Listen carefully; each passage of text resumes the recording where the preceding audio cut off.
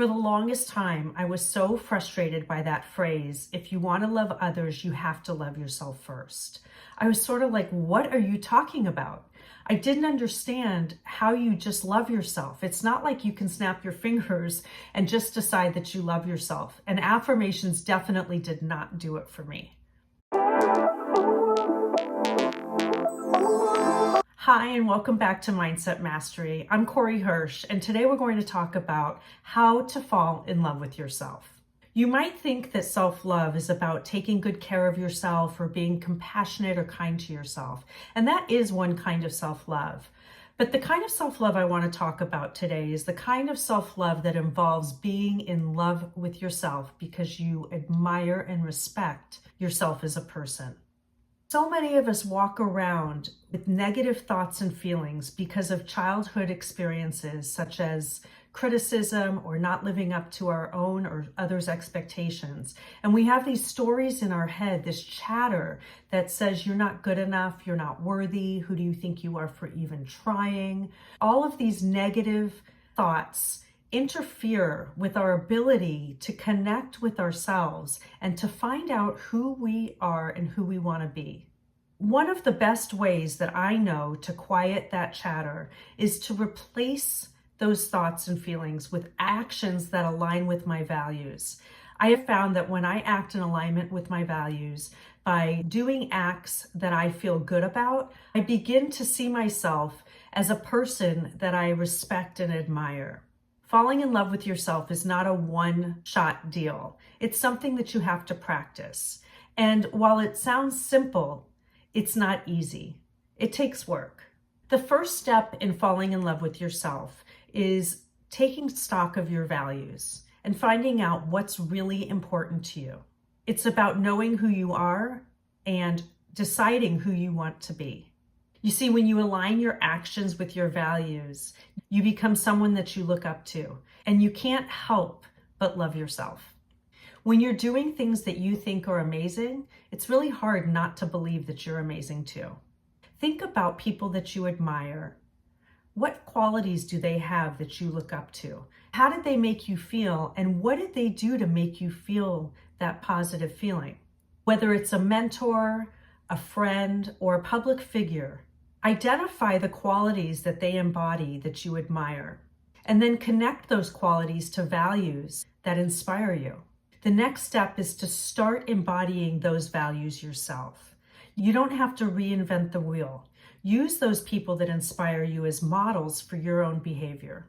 Another approach to figuring out your values is to think about meaningful moments in the past. Think about a time when you felt truly fulfilled, proud, or joyful. What were you doing? Who were you with? These moments often hold clues to help you identify your core values.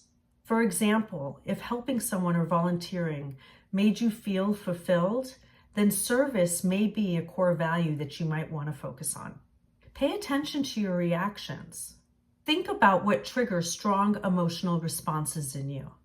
For example, if seeing somebody treated unfairly upsets you, then justice might be a value that you want to focus on. Similarly, if you feel at peace in nature, then environmental preservation might be something that you value. There are lists of values online. Seek out those lists and then create a list of your own that resonates with who you are and who you want to be. You might want to create a short list of your top 5 values and begin focusing on living your life in alignment with those top 5 values. You can use those top 5 values as your guiding principles, the foundation for becoming the person you want to be. Now that you've identified your values, the next step is to align your actions and your daily life with those values. This is where the magic happens. Make choices that reflect your values. Start asking yourself, does this choice align with my values? Think about how you might move forward in that situation in a way that feels really good to you. For example, if one of your values is health, then prioritizing sleep and healthy nutrition is going to be a pathway to loving yourself. And if creativity is high on your value list, then you might make it a priority to set aside time to write or paint or dance. Another way to live in alignment with your values is to set goals that align with your values. Your goals should be a reflection of what truly matters to you. Often we find ourselves setting goals in order to please other people, but when you set goals that are in alignment with who you want to be, you get this burst of energy, this really amazing feeling that you're living your life's purpose. For example, if growth is a value that's important to you, then set goals that cause you to learn and expand your skills.